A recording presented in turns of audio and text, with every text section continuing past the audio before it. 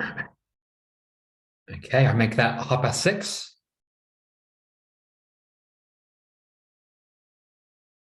So good evening, everybody. Thank you very much for coming tonight about this presentation on proposals for a new hotel and leisure quarter at the Grafton Centre. I'll move on to the agenda in a moment, but first I'll give the panel a moment to introduce themselves. So, Subject, do you want to introduce yourself to the public? Thanks, Francis. My name is Subject Jassy. I'm one of the directors of Pioneer Group and Trinity Investment Management, and I'm responsible for running the overall project and hopefully regenerating this part of Cambridge into something better for the future. Thank you. John? Hi, I'm John O'Shea. I'm the Centre Manager of the Grafton Centre, where I've been for the last 6 years. Previous to that, I was Centre Manager of Grand Arcade for 6 years. Jonathan? Hey everyone, my name's Jonathan Bainbridge. I'm a member of the planning team at Bidwells, and we're appointed to advise Pioneer Group on all things in relation to planning. And Melissa? Yeah, I'm Melissa Reynolds. I'm also a planner. I work in the Cambridge team alongside Jonathan on this project. Thanks all. My name is Francis from Real Estate Communications. Me and my colleague Cameron are organising a public consultation, so we're hosting tonight. Cam, if you can move on a slide.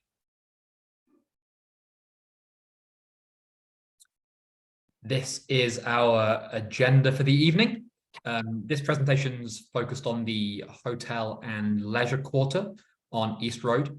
We held a similar presentation about the retail quarter and the science centre previously. You can watch that video on our project website. It's right underneath the link you probably clicked to get here tonight. And this video from tonight we put up there as well.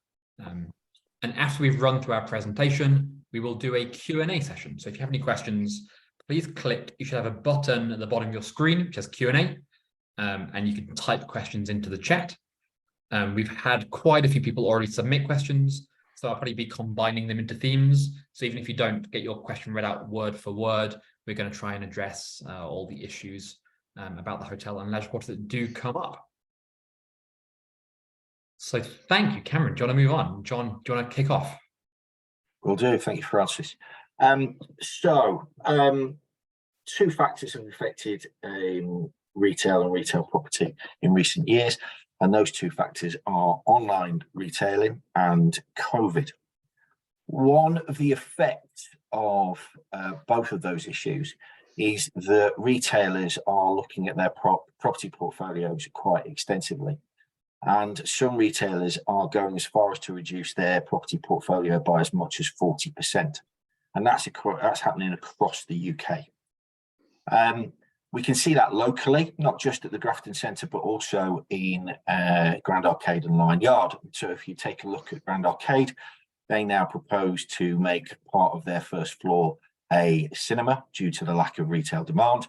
And Lion Yard, which previously had a retail and restaurant dominated planning application, now proposes to have a proportion of office space within that scheme. If you look at the effect on the Grafton Centre, our vacancy rate is currently 45%. 45% of our entire centre is currently empty. And half of those vacant units have been vacant for over 2 years. As you move further away from Fitzroy Street, the vacancy picture actually gets worse. So the closer you get to the H&M end of the scheme, the higher the vacancy rate rises. And the vacancy rate in that eastern side of the scheme is actually running at 60%. Over recent months, 9 stores have either left the scheme or have given notice to leave. And the reasons why they have decided to leave are a combination of diminishing footfall. Our footfall is 12% behind pre-pandemic levels, online retailing, and their needs to decrease the number of stores that they have across the UK. I can assure everybody on this call that I have worked, and we have all worked tirelessly for a number of years now, to try and lease more of the footage to retail stores, but that interest is just not there. And a factor of the combination of all of those factors means that the Grafton Centre, like many shopping centres in the UK, is no longer sustainable as a retail dominant centre.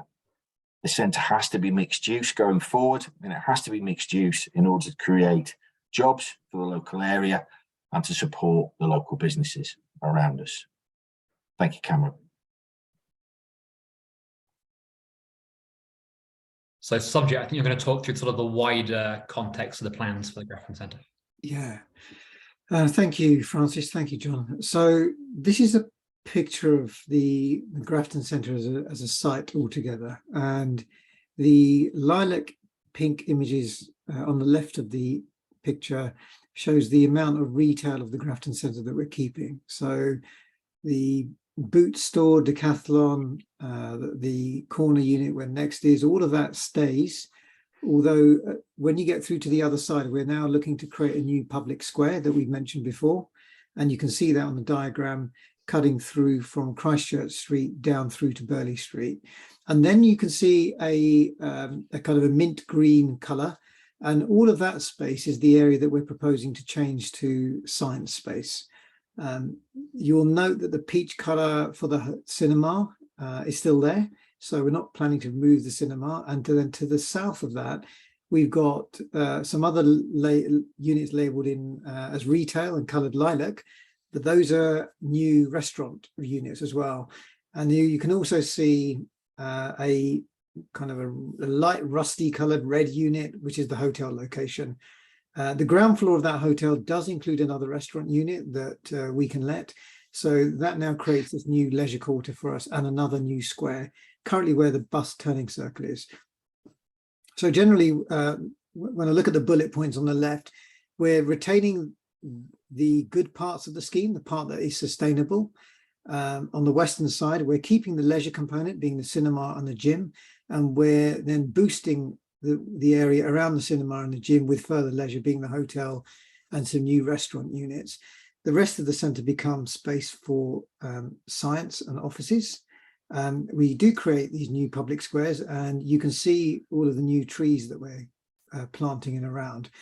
And this is all geared towards doing something to create a new vision for this part of the town, to regenerate this part of town and create these connections to the surrounding areas, and also bring forward an element of the economy in the UK that is growing, which is related to science and knowledge, and bringing that here into the town centre, which gives people a reason to visit on a daily basis.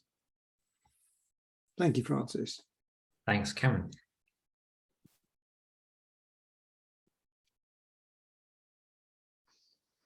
So I think subject, do you want to talk about how you're going to improve that or strengthen that retained retail? Sure. So when I mentioned we're creating a new cut through from Christchurch Street into Burley Street, this is what the link would look like. We've worked some more on the visuals and the design, and we've done this with further consultation and several meetings with Cambridge County Council as well as the City Council on looking at the design here. So we retain a large chunk of the retail at this part of the scheme. We connect through to Burley Street from Christchurch Street, and we create this new public square. So at the moment, we've just got Fitzroy Street and Burley Street, which means that people can walk through, but there isn't really a place to slow down and dwell, and this will give us that new space. There have been comments in the previous public consultation and discussions with the council members about providing value and convenience retailing in this location. So we're not trying to compete with Grand Arcade or Lion Yard. And that is something that we've taken on board. So the offer here will be geared towards value and convenience for the local people in the immediate area. Thank you, Cameron. So just to set the context of the discussion about the hotel, Jonathan, do you want to talk about the existing permission on the site that was from 2020? Of course, yeah, absolutely. So you may be aware that there is an existing planning permission that was granted by the City Council. I think the resolution was in 2019. The decision notice was issued in 2020, and that permission kind of exists today and allows the hotel to be delivered in accordance with that permission tomorrow if you wanted to, but we feel that we can do slightly better than that permission. I think it's amazing actually, although it's not long ago, the kind of the world's moved on profoundly in terms of sustainability, and the existing permission is it's based on a gas powered solution in terms of kind of combined heat and power for the heating and so on and so forth, whereas obviously today's agenda is all about reducing carbon impact and utilising the grid, which has been cleaned up in light of renewables to have a much kind of lower carbon output. So that's one thing that we want to revise, and also we feel we can do more to integrate the proposals into this part of the scheme and deliver a better quality product. So this is an image, just to be absolutely clear, of the consent that exists. It's not an image of our scheme, but this is the hotel as is approved in 2020. Thanks, Jonathan. So I think between you and Melissa, you're going to talk about the new hotel, about the public square, about the restaurants, about the improvements to East Road. So Cameron, you want to, yeah, great. Yeah, so I'll just kind of set the scene, and then I think Melissa's going to pick up on some of the landscaping aspects of what we're doing. So as Subject mentioned earlier, this new leisure quarter, as we're calling it, is a real opportunity we think for the city, and it's a real opportunity for not only the retail within our scheme, but obviously the wider retail at Fitzroy Street and Burley Street and at this end of Cambridge. So the cinema there's a long lease on that, and so we can't do anything to move it, nor would we want to, because we feel it creates it pulls people in to this part of the site, and complementing that, we'll retain the gym as well that currently exists, and by facilitating a new hotel within the same location as the existing permission, we help to kind of bring more footfall into this part of the city, especially in hours where it might be quieter. So increasing activity is always positive and enables opportunity for the retail environment as well.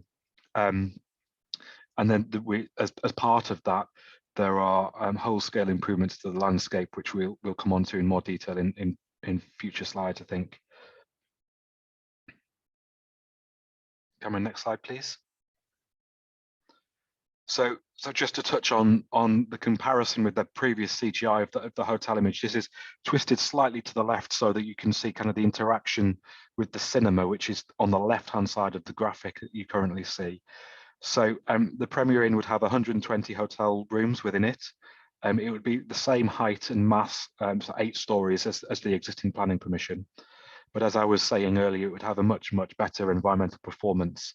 And that kind of dovetails nicely with our ambition for the rest of the project, which is 100% energy, 100% electric in terms of its energy usage, and also we're doing a lot of work to ensure that heating and cooling is managed as close as possible, in addition to retaining as much of the existing structure in terms of embodied carbon. But you can see here how the architecture kind of complements one another. So it's different. It's a family of buildings, but each relate to one another. And Subject's comment earlier about the ground floor of the hotel, one of the reasons we've got the reduction in the number of hotel rooms to the existing permission, which is 150 rooms, is that we've got that really kind of exciting active frontage, as we would call it, on the ground floor and the first floor.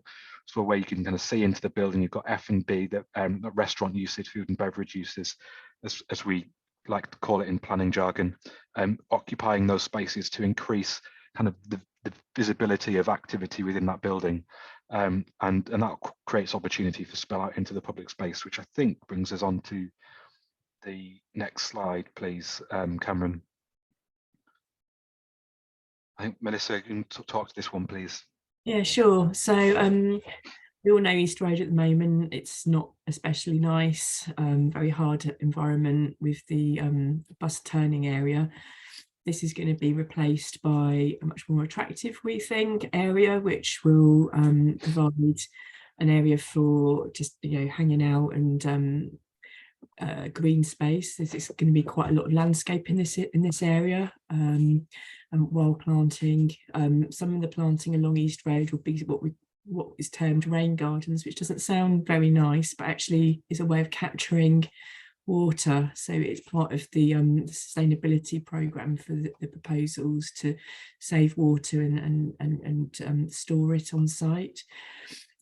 Obviously that also has wildlife benefits, which will help the overall biodiversity of the site, which currently stands at over 600%, which is incredible. But if you think about the site at the moment, really nothing much there apart from 1 or 2 trees. So there's a lot of opportunities here to significantly increase the green credentials of the area, particularly along East Road and in some of the other open areas that we've already spoken about. Along here, you're going to have seating areas. There'll be places to as I say, just to relax and hang out, really, as part of the leisure quarter. There'll be benches and seating, so that people coming to the cinema and the restaurants have somewhere to dwell.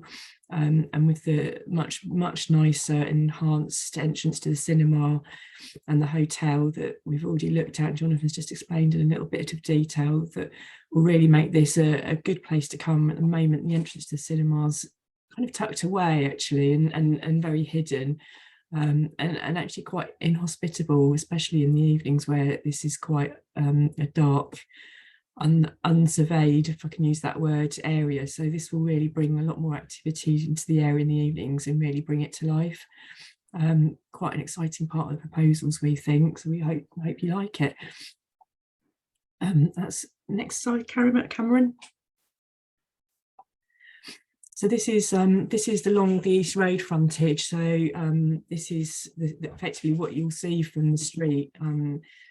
Looking towards where at the moment in the distance there you'd be seeing the bus turnaround. This is actually just going to be a much nicer street with the rain gardens on the right hand side of that image that you can see, and cycle parking. The idea is that along here on the left of the screen there will be restaurant uses. So going back to that point about this being a leisure quarter where people come to enjoy themselves and relax and have a good time, in a much more attractive environment, and it'll be easy to get to from East Road because you've got good cycle. There will be good cycling links along here as well. Not so good at the moment, but let's not get onto that. With the big windows in and out across the pavements, it will feel a lot safer, a lot more pleasant. It will be a good route to continue from the town end of East Road towards Newmarket Road. Next slide. Excuse me, sorry. So we've got an aerial view here that just captures what I've just been describing, and also a little bit of the architecture that's been mentioned. So you can see along East Road and then going around to the cinema with its slightly jazzier, if I can use that word, facade, and then through to the entrance to the life science building there on the top right hand corner. You've got these really attractive rain gardens and green spaces along here that really will change the environment on East Road from being quite hard to quite green instead.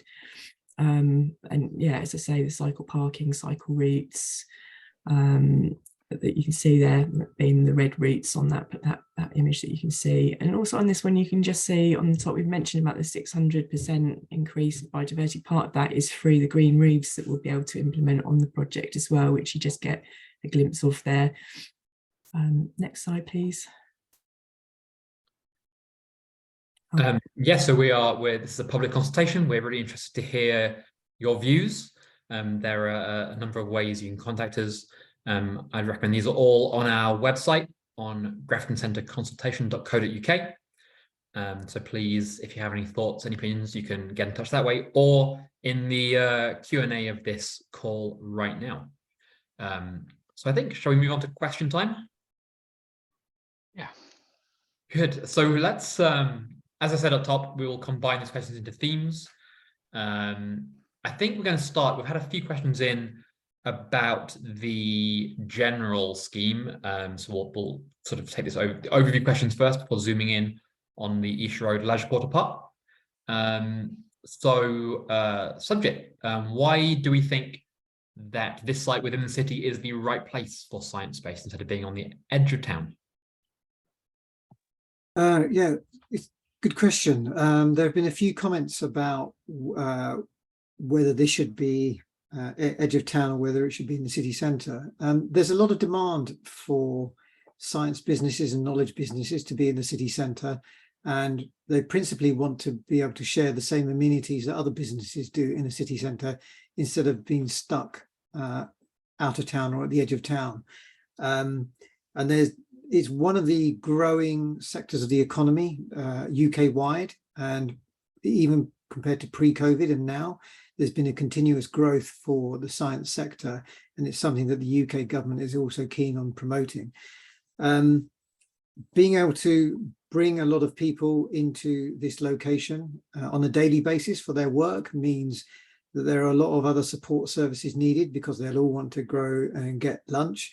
They might need to have other services, whether it's local convenience shopping, getting their shoes repaired, keys cut, whatever it may be. They all need to be looked after, and they're not businesses and they're not employees that can easily work from home, because they need specialist equipment in this environment. So we expect to have about 1,800 to 2,000 people working here every day, and that will in turn mean that that's more people, more business for the local businesses in the area. So I hope that answers the question. Good, thank you. And can you just confirm this is going to be a safe research space, nothing that needs special safety measures?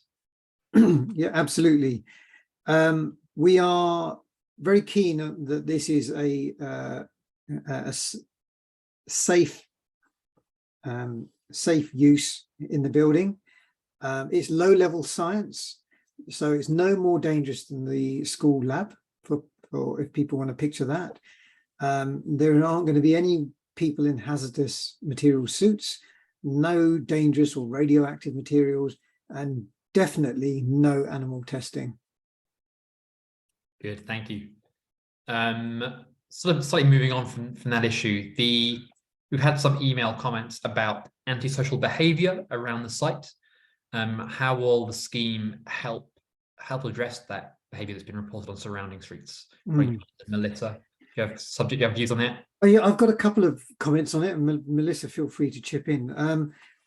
My view is that when you regenerate an area and you provide better lighting, better CCTV in the area, and Jonathan mentioned these active frontages, which is basically glazing so that people inside the office can look out, and so you don't have areas that are unsupervised. I think that helps reduce crime and create better public space. And I think when you've got better public space, there's less likely to be crime in that area. And when you look at it in the opposite way, if it's a derelict site or not monitored or hoarded up parts of the building, that looks poor, and I think you're more likely to get crime in those areas. So I think it can be worse if you don't do anything.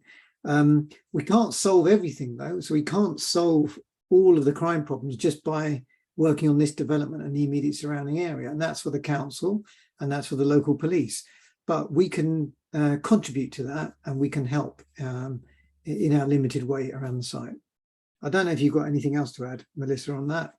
I was just going to add that it is really important, and a lot of what has been done is about exactly what you said, subject, make it feel like a safer place, and just to reassure people that part of the engagement that we're doing does involve liaising with the police architectural liaison. I think that's what they're called, architectural liaison officers. They may have changed their title, but effectively that's specialists within the police force who will have a look at our proposals for us and make recommendations where they feel like, perhaps there does need to be CCTV or a route needs to be relayed in order to provide sight lines, those sorts of things. They'll provide really practical comments, and we've got that upcoming over the next couple of weeks. So we'll be taking on board any feedback we get from them, and that will be shared with the local planning authority as well, so they'll have sight of that.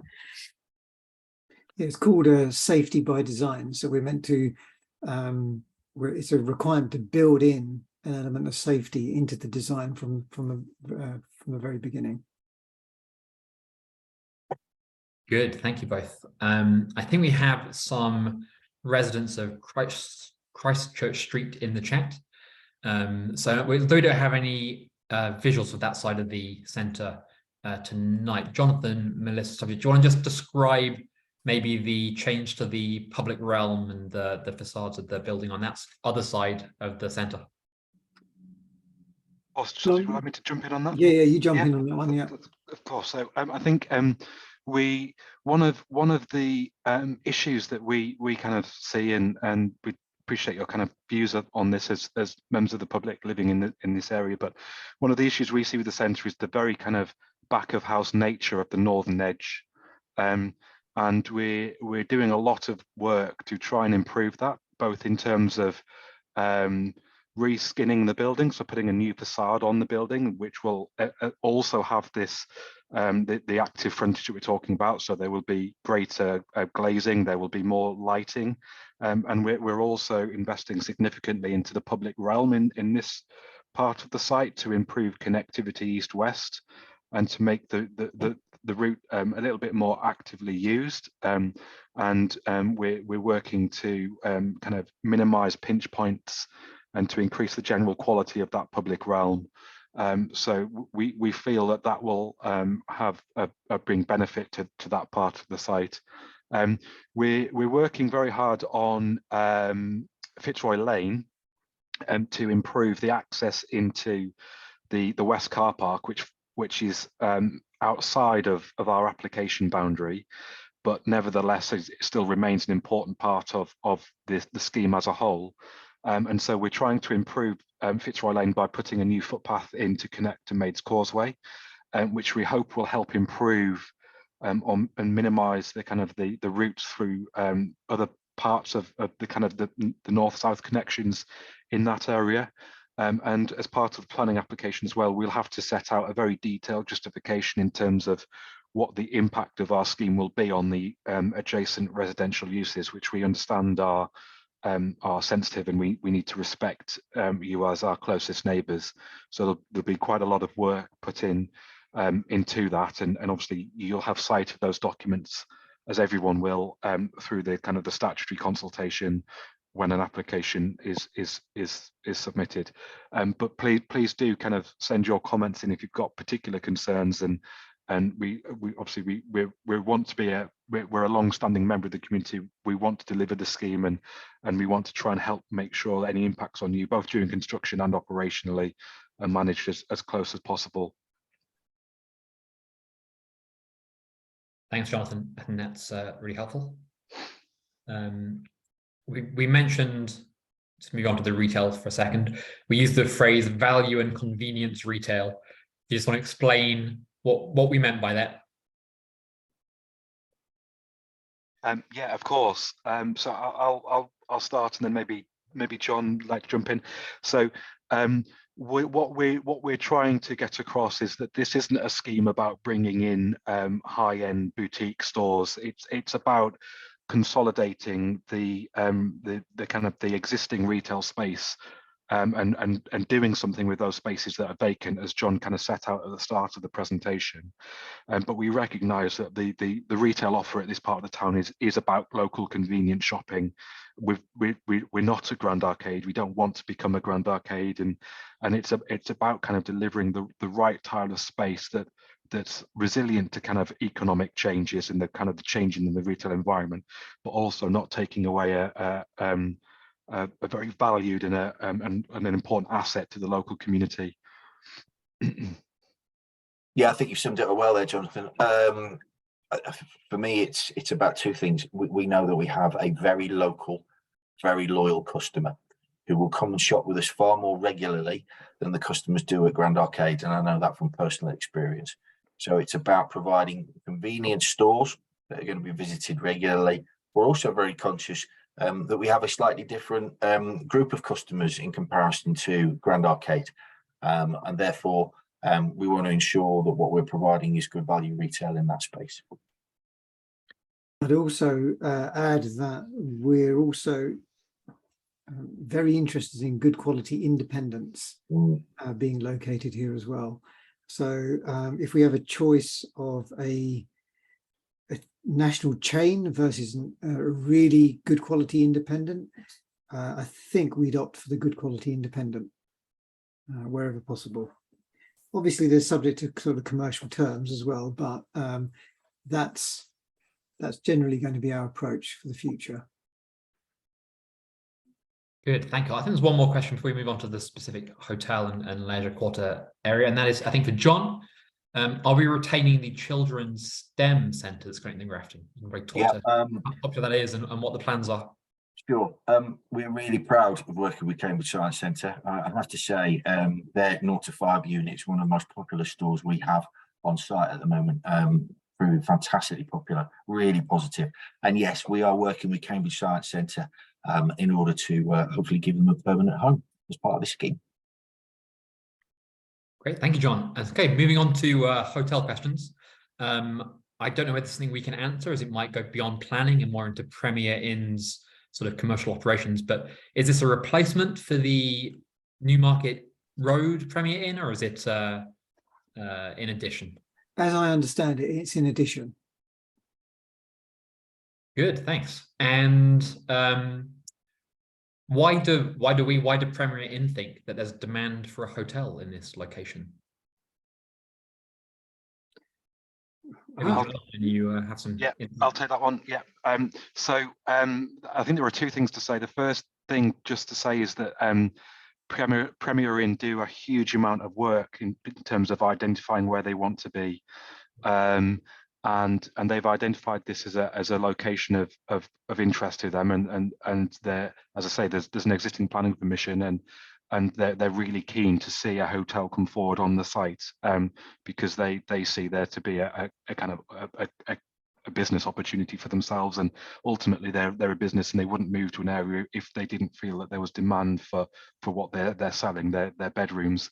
In addition to that, I think the two kind of planning policy points, just to add that there is a study that underpins the current local plan called the Cambridge Hotel Future Study, and that sets out a need for I think it was about 1,500 rooms to be provided within the city by 2031. And a variety of different types of rooms as well. So obviously you've got a broad range of different kind of qualities and bands of hotel offer, and so it's seen as a really important aspect of helping to improve the competitiveness of the city and its role as a visitor destination as well. Obviously, Cambridge is a beautiful city, and people would like to visit it, and encouraging and enabling that has great economic benefit for everyone. So there's kind of there's the commercial aspect of Premier Inn having identified this as a place they want to be, as well as the kind of the policy driver and the benefit that brings to the city as a whole. Great, thanks, Jonathan. Where are people going to park when they come to visit the hotel? I'll take that one. Yeah, please. So those that use the hotel and are travelling in by car, we believe they will use the car parks overnight. That's assisted by Cambridge City Council's new policy as of April 1st to give free overnight parking in multi-storey car parks. Good, thank you.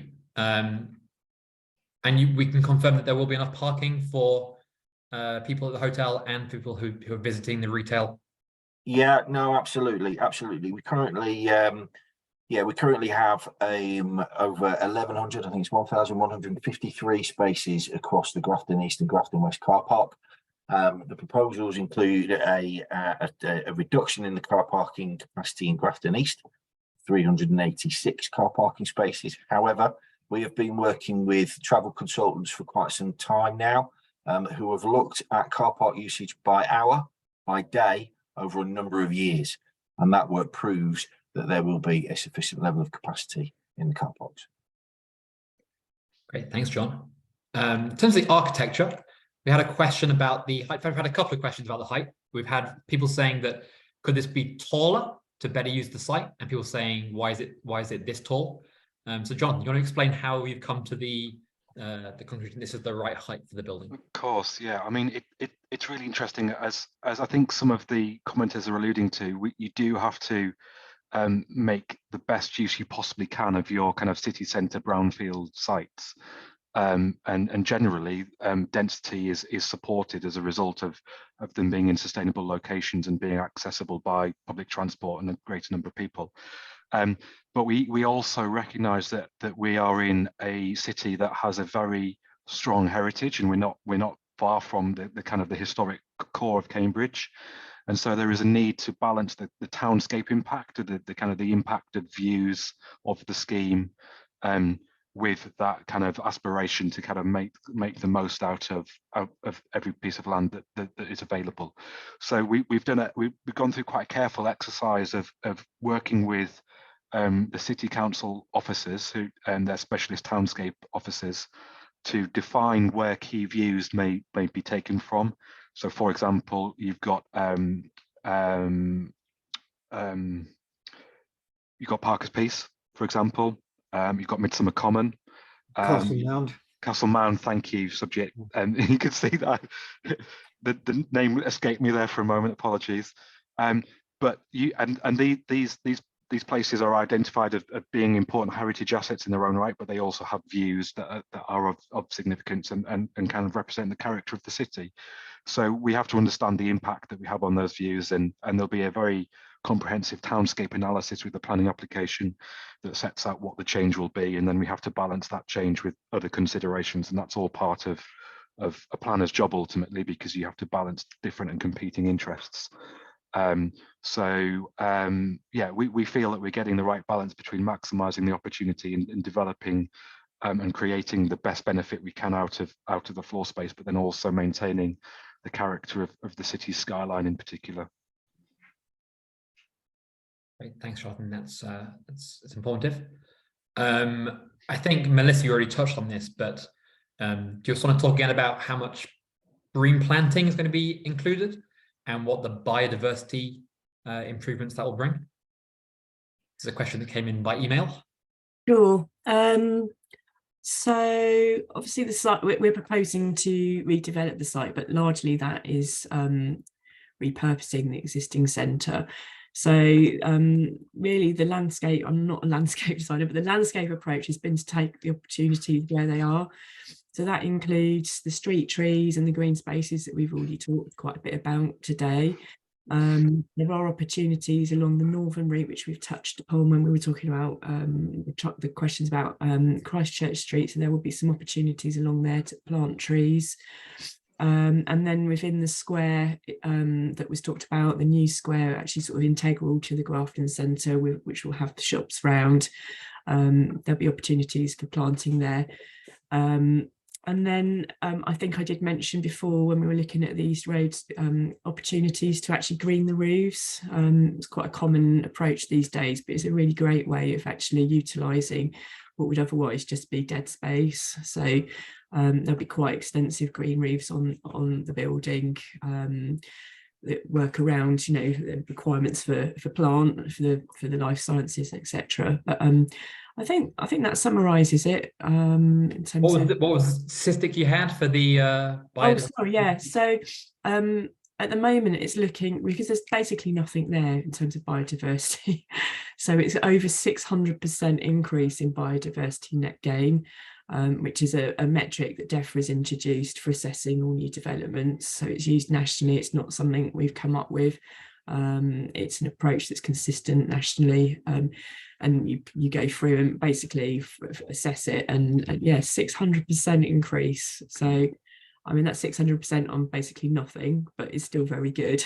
The other thing that's worthwhile talking about, linked to that and the roof space and sustainability, is that we've designed in a blue roof, which basically holds water, and about that much water on the roof, so we don't overload the local system.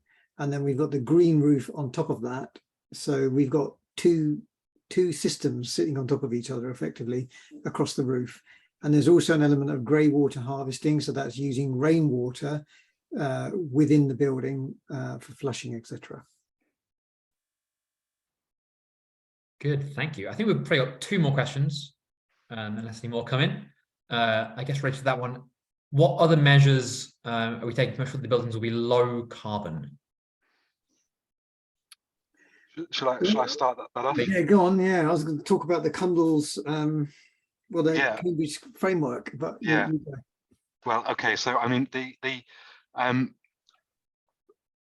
viewers may be aware that Cambridge is in the process of preparing a new local plan, and as part of that, they are taking a very they're taking a very hard line, quite rightly so, in terms of how they address the climate emergency that City Council's declared. And there is a kind of comprehensive framework within that in terms of how you assess your buildings. And so sustainability encompasses a whole range of different issues. You've got social aspects, you've got the environmental aspects, and you've got economic aspects. But the starting point for this scheme is that we're retaining an incredible amount of existing structure.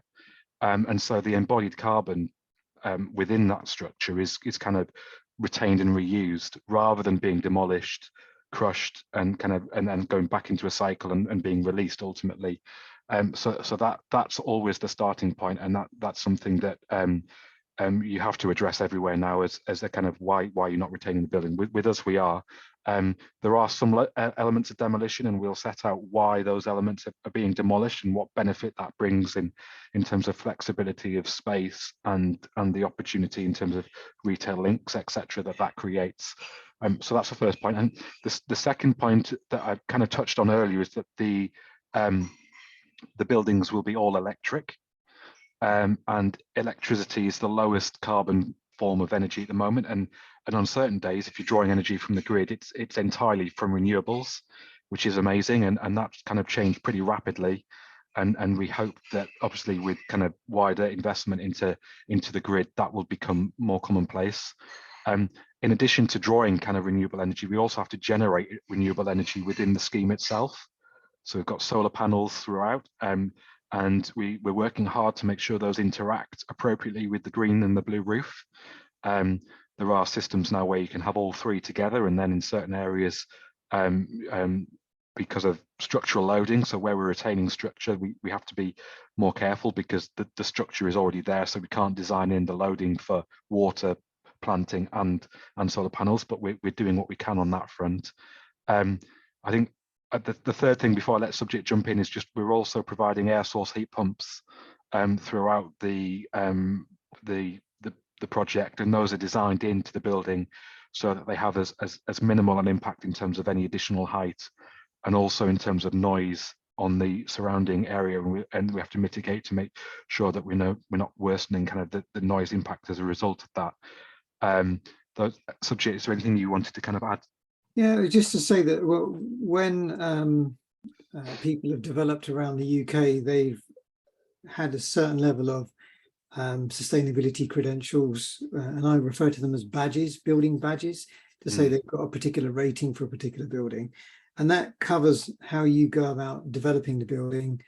It doesn't really focus on net carbon zero, and it doesn't really focus on the ongoing operational aspects of the building. What we're doing, and I think it's probably a bit of a test for Cambridge for this scheme, this includes some specific performance indicators and KPIs of what we will do during construction as well as the operational side as well. So it's quite a detailed approach to say what we will actually deliver during construction and thereafter, so we can continuously monitor it.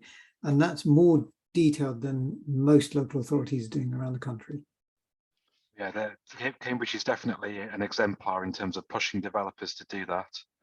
And the one thing that kind of subject touched on earlier was blue roofs, and we realised the kind of the challenge locally in terms of water, and we're doing a lot of work to demonstrate that our water usage is as minimal as possible, and that then our discharge is improved. At the moment, it's a very hard, impermeable site, we're doing as much as we can to improve that, to help resilience in terms of changing climate, etc.